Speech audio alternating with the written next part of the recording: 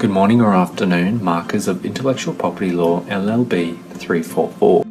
Today I'll be summarising patents, who can apply for them and who can own them. The beautifully short answer is that any person can apply for a patent, but, and generally there is always a but, you must be considered eligible under the criteria provided for in Section 15 of the Patent Act 1990, referred to in this video for your viewing pleasure simply as the Act. Thankfully, the law is somewhat kind to us, and Section 15 is relatively straightforward.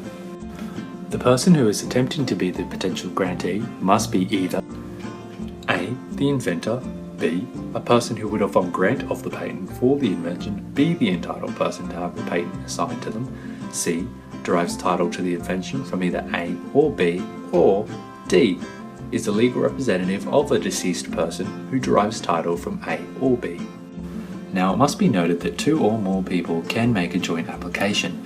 This can be based on their differing contributions to the final product or as tenants in common to an invention's exclusive rights. This can have issues when assigning or selling rights to an invention, but we'll have to save that for another video. It tends to get somewhat more complex.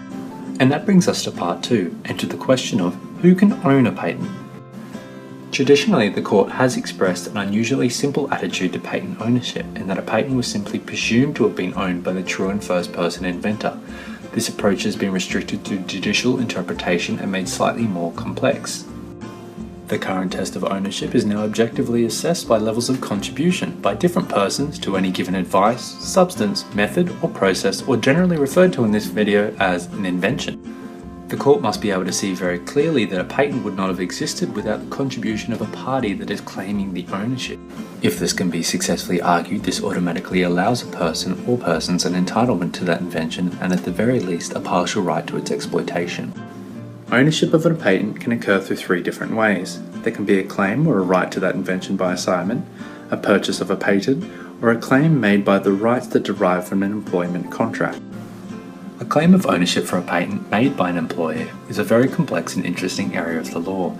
Basically, inventions or intellectual property created within the course of an employment contract or the confines of a work environment tend to lead to the general assumption that such property is owned by and can be claimed by the employer. This can be due to an express clause contained within an employment contract or an implied assumption that all works developed during employment are done so only because of the teachings, resources and understandings provided by the employer. Because of this, cases are almost always subjectively calculated, as a whole host of factors can contribute to this decision. And last of all, assignment. Patent and ownership through assignment is relatively self-explanatory.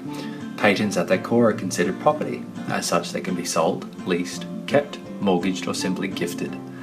This form of ownership can be further monopolised by geographic limitations. For example, person A can sell their invention within the limits of Queensland and B in New South Wales. Outside the assigned area, and these rights are relatively ineffective. Apart from this, agreements generally must be written and signed by both the assigner and the assignee. And sadly, that brings us to the end of this video.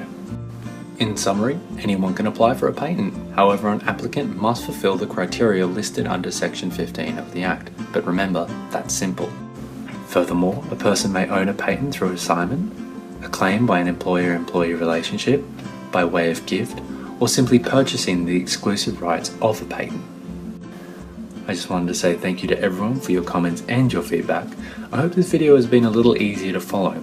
To all you students, good luck, and to all the markers, enjoy the break before exam block. Cheers everyone.